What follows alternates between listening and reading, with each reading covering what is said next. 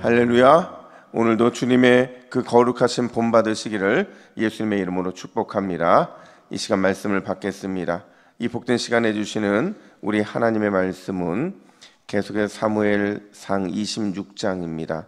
사무엘상 26장 13절부터 25절까지의 말씀입니다. 구약성경 454면 사무엘상 26장 13절부터 25절까지의 말씀, 하나님의 인생 답이다라는 제목으로 오늘 말씀을 받습니다. 우리 13절부터 25절까지 우리 함께 교독합니다. 이에 다윗이 건너편으로 가서 멀리 산 꼭대기에 서니 거리가 멀더라. 다윗이 백성과 내레 아들 아브넬을 대하여 외쳐 이르되 아브넬아 너는 대답하지 아니하느냐 하니 아브넬이 대답하여 이르되 왕을 부르는 너는 누구냐 하더라. 다윗이 아브넬에게 이르되 내가 용사가 아니냐 이스라엘 가운데 너 같은 자가 누구냐 그러한데 내가 어찌하여 내 주 왕을 보호하지 아니하였느냐 백성 가운데 한 사람이 내 주 왕을 죽이려고 들어갔었느니라. 내가 행한 이 일이 옳지 못하도다. 여호와께서 살아계심을 두고 맹세하노니 여호와의 기름 부음 받은 너희 주를 보호하지 아니하였으니 너희는 마땅히 죽을 자이니라. 이제 왕의 창과 왕의 머리 곁에 있던 물병이 어디 있나 보라 하니 사울이 다윗의 음성을 알아듣고 이르되 내 아들 다윗아 이것이 내 음성이냐 하는지라. 다윗이 이르되 내 주 왕이요 내 음성이니이다 하고 또 이르되 내 주는 어찌하여 주의 종을 쫓으시나이까 내가 무엇을 하였으며 내 손에 무슨 악이 있나이까. 원하건대 내 주 왕은 이제 종의 말을 들으소서. 만일 왕을 충동시켜 나를 해하려 하는 이가 여호와시면 여호와께서는 제물을 받으시기를 원하나이다마는 만일 사람이면 그들이 여호와 앞에 저주를 받으리니 이는 그들이 이르기를 너는 가서 다른 신들을 섬기라 하고 오늘 나를 쫓아내어 여호와의 기업에 참여하지 못하게 함이니이다. 그런즉 청하건대 여호와 앞에서 먼 이곳에서 이제 나의 피가 땅에 흐르지 말게 하옵소서. 이는 산에서 메추라기를 사냥하는 자와 같이 이스라엘 왕이 한 벼룩을 수색하러 나오셨음이니이다. 사울이 이르되 내가 범죄하였도다. 내 아들 다윗아 돌아오라. 내가 오늘 내 생명을 귀하게 여겼은즉 내가 다시는 너를 해하려 하지 아니하리라. 내가 어리석은 일을 하였으니 대단히 잘못되었도다 하는지라. 다윗이 대답하여 이르되 왕은 창을 보소서. 한 소년을 보내어 가져가게 하소서. 여호와께서 사람에게 그의 공의와 진실을 따라 갚으시리니 이는 여호와께서 오늘 왕을 내 손에 넘기셨으되 나는 손을 들어 여호와의 기름 부음 받은 자 치기를 원하지 아니하였음이니이다. 오늘 왕의 생명을 내가 중히 여긴 것 같이 내 생명을 여호와께서 중히 여기셔서 모든 환난에서 나를 구하여 내시기를 바라나이다 하니라. 함께 읽습니다. 사울이 다윗에게 이르되 내 아들 다윗아 내게 복이 있을지로다. 내가 큰 일을 행하겠고 반드시 승리를 얻으리라 하니라. 다윗은 자기 길로 가고 사울은 자기 곳으로 돌아가니라. 아멘. 여러분, 우리가 잘 아는 노랫말 가사 중에서 우리의 만남은 우연이 아니다라는 가사가 있습니다. 여러분, 사람과의 만남에서 우연이라는 게 있을 수 있을까요? 예, 절대 없습니다. 우리의 만남은 하나님께서 인도하시는 섭리이고 그 섭리 가운데 모든 만남들이 이어지는 거예요. 그런 의미에서 여러분, 사울과 다윗의 만남은 우연일까요? 섭리일까요? 그죠, 당연히 섭리일 수밖에 없는 거죠. 특별히 오늘 본문이 굉장히 중요한 이유가 있는데 왜 중요하냐? 초대 1대 왕이었던 사울과 또 2대 왕이 될 다윗의 이 섭리적인 만남의 마지막 장면을 보여주기 때문에 그래요. 그러니까 두 사람이 함께 만나는 게 오늘 본문이 마지막이라는 거죠. 과연 이 마지막 섭리적 만남 속에서 오늘 본문은 어떤 교훈을 우리에게 주고 있느냐? 첫 번째로요, 여러분, 우리 인생의 결정권은요 누구에게 항상 있어야 될까요? 물론 그렇죠. 하나님께 반드시 있어야만 한다는 걸 오늘 본문은 보여줘요. 여러분, 쉬운 질문 하나를 드리면 우리는 너무도 쉽게 사울이 하나님께 버림받은 사실을 잘 알고 있는데, 그럼 여러분, 왜 사울이 하나님께 버림을 받았을까요? 그가 하나님께 버림받은 결정적인 이유가 뭐냐? 사무엘상 15장 22절은 이렇게 말을 합니다. 우리 함께 읽습니다. 시작. 사무엘에 이르되 여호와께서 번제와 다른 제사를 그의 목소리를 청종하는 것을 좋아하심 같이 좋아하시겠나이까? 순종이 제사보다 낫고 듣는 것이 순양의 기름보다 나으니. 아멘. 여러분, 사울이 하나님께 버림받은 결정적인 이유가 뭐예요? 그냥 순종하지 않은 거죠. 하나님 말씀에 따르지 않은 거예요. 이걸 좀 멋지게 표현하면 인생의 결정권들이 매 순간마다 있거든요. 근데 그 인생의 결정권을 하나님께 내어드린 것이 아니라 왕으로서 자신이 선택했기 때문에 결국 사울은 버림을 받게 되었다라는 거죠.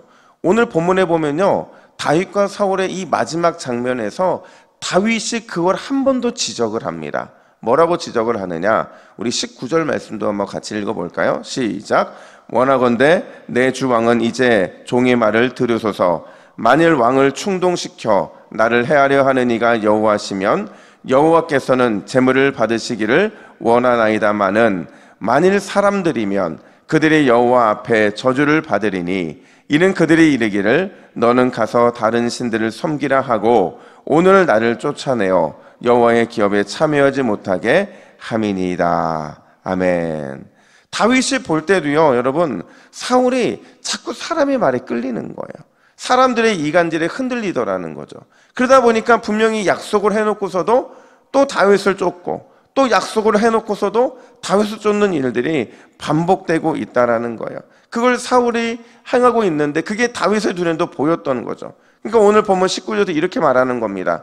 만약 왕이 행하는 그 일이 진짜 하나님의 뜻이고 그때 순종하는 일이라고 한다면 내가 기꺼이 희생 제물이 될 테니 그 일을 하라는 거예요. 근데 만약에 그게 사람들이 충동해서 사람들이 이간질 때문에 흔들리는 것이라고 한다면 절대로 그러지 말라는 거예요.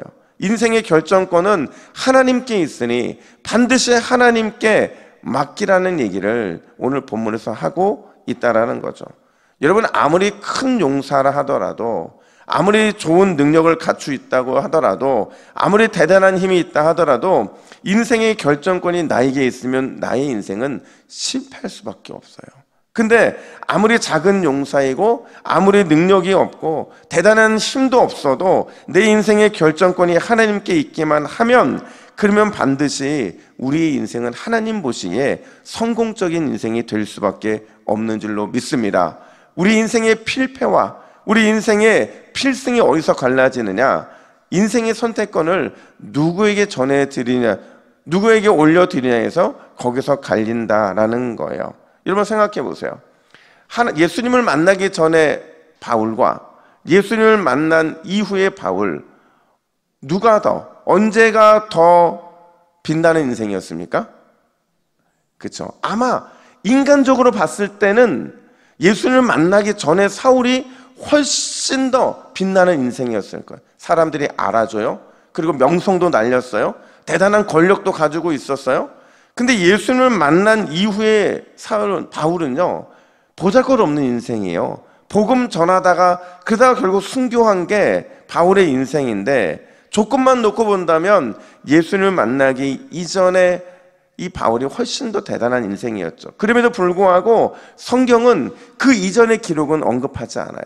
그리고 그 이후의 기록만을 언급하더라는 거죠. 그 이유가 뭐예요? 하나님 나라의 역사는 우리 인생을 다르게 본다는 거예요. 자신의 인생의 결정권을 하나님께 드린 인생을 더 값지고 귀하게 여기신다는 거죠. 여러분 기억하세요. 사람을 의지했던 사울은 처음부터 끝까지 사람만 의지하다 결국 버림을 당한 인생이었어요. 그러나 하나님만 의지했던 다윗은 비록 때로는 넘어지고 때로는 무너지지만 다시 일어날 힘을 얻게 되고 결국에는 하나님의 손에 붙들린 복된 인생이 된 줄로 믿습니다. 오늘도 내 인생의 결정권을 하나님께만 올려드리는 지혜로운 청지기가 되시기를 예수님의 이름으로 축복합니다. 뿐만 아니라 두 번째로 오늘 본문은요, 우리는 항상 내가 하나님 앞에 있다라는 이런 신전의식으로 살아가야 한다라는 거예요. 여러분 이 말은요, 여러 번 강조해도 지나치지가 않아요. 그만큼 중요한 게 내가 하나님 앞에 서 있다라는 이 자의식을 갖고 살아가는 거거든요. 오늘 이 사울은 다윗과의 마지막 만남에서 아주 의미심장한 말 한마디를 남깁니다. 그게 뭐냐? 25절 말씀인데요. 우리 같이 읽습니다. 시작. 사울이 다윗에게 이르되 내 아들 다윗아 내게 복이 있을지로다. 내가 큰 일을 행하겠고 반드시 승리를 얻으리라 하니라. 아멘. 여러분, 이게 원문 그대로를 보면요, 아주 굉장히 중요한 강조가 되고 있는데, 그 강조가 뭐냐? 너에게 계속 하나님의 복이 임할 것이다. 더불어 계속 하나님께서 큰 일을 행하게 하시고 반드시 하나님께서 승리하게 하실 것이다 라고 말하고 있는 거죠. 느낌이 다르죠. 계속해서 하나님이 너에게 복을 주실 것이고 계속해서 하나님이 이 말이 반복되고 있다는 거예요. 여러분, 사울이 이렇게 말하는 이유가 뭐냐면요, 다윗을 가만히 보고 있으니까요. 그의 다윗의 인생 속에서 하나님께서 통치하시고 하나님께서 다스리시고 하나님께서 붙들어주고 계시는 다윗의 인생이 보이는 거예요. 인정하고 싶지는 않지만 그 모습을 보면서 다윗의 정말 하나님과 함께하고 있는 것이 눈에 확 드러나더라는 거죠. 실제로 다윗은요, 언제나 하나님 앞에 있는 것처럼 살았어요. 자신과 함께한 600명 앞에서도, 또 사울을 죽일 수 있는 결정적인 상황 속에서도 다윗의 마음에 있었던 생각은 딱 하나였어요. 내가 언제나 하나님 앞에 있는 것처럼 그렇게 생각하고 그렇게 말하고 그렇게 행동하리라. 오늘 본문에도요, 사울을 돌이키게 만든 그 말이 뭐였냐면 23절 24절을 보세요. 우리 같이 읽습니다. 시작. 여호와께서 사람에게 그의 공의와 진실을 따라 갚으시리니 오늘 왕의 생명을 내가 중히 여긴 것 같이 내 생명을 여호와께서 중히 여기셔서 모든 환난에서 나를 구하여 내시기를 바라나이다 하니라. 아멘. 너무나 멋진 말 아닙니까? 그러니까 늘 다윗의 마음속에는요, 하나님, 그분이 내 삶의 앞에 계시다. 나는 그분의 그 관찰하심 앞에, 나는 끊임없이 나를 바라보시는 하나님 앞에 그렇게 살아가고 있다. 그렇게 생각하고 말하고 행동하고 있다. 그러니 하나님도 나에게 그렇게 갚아주실 것이라는 너무나 귀한 고백을 하고 있는 거죠. 여러분, 우리는 모세를 굉장히 대단하게 생각하는데 모세가 정말 대단한 이유를 히브리서 11장 20절에 보면 이렇게 표현을 합니다. 뭐라고 표현하냐면 그는 보이지 않는 자를 보이는 것 같이 하여 살았다. 모세가요, 홍해를 갈라서 대단한 게 아니고요, 40년 동안 이스라엘 백성들과 광야에서 좋은 리더가 됐기 때문에 대단한 게 아니라 모세가 대단한 이유가 뭐라는 거예요? 보이지 않는 자 하나님을 마치 보이는 것 같이 살았다. 이걸 여러분 종교교자 칼빈은요, 하나님의 임재의식에 사로잡혀 살았다라고 표현을 합니다. 우리가 말하는 코람데오의 삶을 살았기 때문에 그가 대단할 수 있었다라는 거죠. 여러분, 우리가 하나님 앞에 있는 것처럼 생각하고 하나님 앞에 있는 것처럼 말하고 행동하면, 그러면 하나님 나라에서 우리도 귀중히 여김을 받게 될 줄로 믿습니다. 이런 삶을요, 하나님 나라의 영적 대사라고 하는 겁니다. 우리가 오늘도 하나님이 내 앞에 있는 것처럼 내가 하나님 나라의 영적 대사가 되어 살아가게 되면 반드시 하나님께서 우리의 믿음을 날마다 승리하는 믿음이요, 은혜의 승승장구를 이루는 귀한 은혜의 삶으로 인도해 주실 줄로 믿습니다. 우리 함께 기도의 제목을 같이 읽습니다. 시작. 주여, 내 인생 결정권이 하나님께 있음을 인정하는 지혜로운 청지기가 되게 하옵소서.